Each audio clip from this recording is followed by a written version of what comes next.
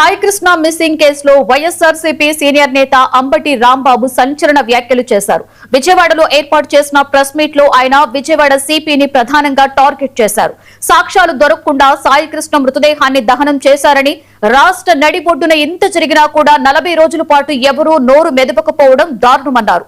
Task force team Sai కృష్ణను మార్కాపురం నుండి తీసుకొచ్చిందని, సిపి ఆధ్వర్యంలో పనిచేసే ఈ టీం ఎన్బిడబ్ల్యూ కింద తెచ్చినప్పుడు కోర్టులో ఎందుకు హాజరుపరచలేదని ప్రశ్నించారు. ఈ కేసులో మొదట సిపినే బాధ్యుడిని చేయాలని, ఆ తర్వాతే సిఐ నాగరాజుని చేర్చాలని డిమాండ్ చేశారు. పోలీసులు నేరం చేస్తే అదే పోలీసులతో విచారణ జరపడం దొంగకు తాడాలు ఇచ్చినట్లేనని మండిపడ్డారు. సిఐ నాగరాజును అరెస్టు చేస్తే పెద్ద తలకాయల ప్రమేయం బయటపడుతుందనే భయంతోనే వెనుకడుగుతున్నారని ఆరోపించారు. ఈ కేసును తక్షణమే సిబిఐకి అప్పగించాలని అంబటి రాంబాబు డిమాండ్ చేశారు. కమిషనర్ గారి ఆదేశాలు లేకోకుండా టాస్క్ ఫోర్స్ ఒక అడుగు కూడా ముందుకు వేయదు. అంటే మార్కాపురంలో ఉన్నటువంటి సాయి కృష్ణ ఏదో చిన్న పని చేసుకుంటున్నాడు. అక్కడ టాస్క్ ఫోర్స్ వెళ్ళి అతను తీసుకొచ్చింది అంటే కమిషనర్కి తెలియదా? కమిషనర్ ఆదేశాలు లేకుండా వెళ్ళారా? ఒకవేళ నిజంగానే కమిషనర్ ఆదేశాలు లేకోకుండా వెళ్ళారంటే వాళ్ళు క్రమశిక్షణ రాహిత్యానికి పాల్పడ్డట్టే.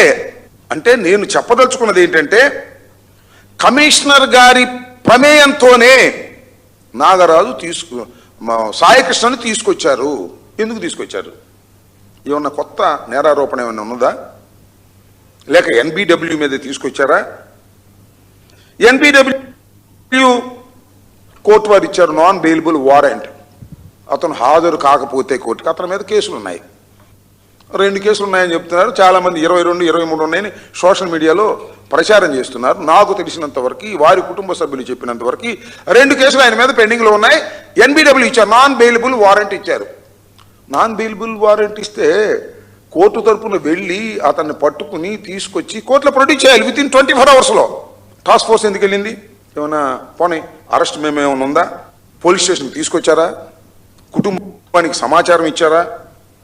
మెడికల్ పరీక్షలు ఏమన్నా చేయించారా? కోర్టు ముందు హాజరుపరిచారా? ఏం లేదు. తీసుకొచ్చారు.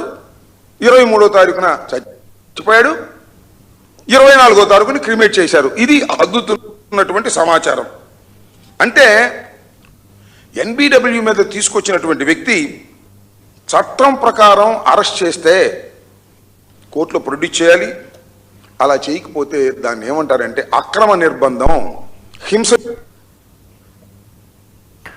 మెగాస్టార్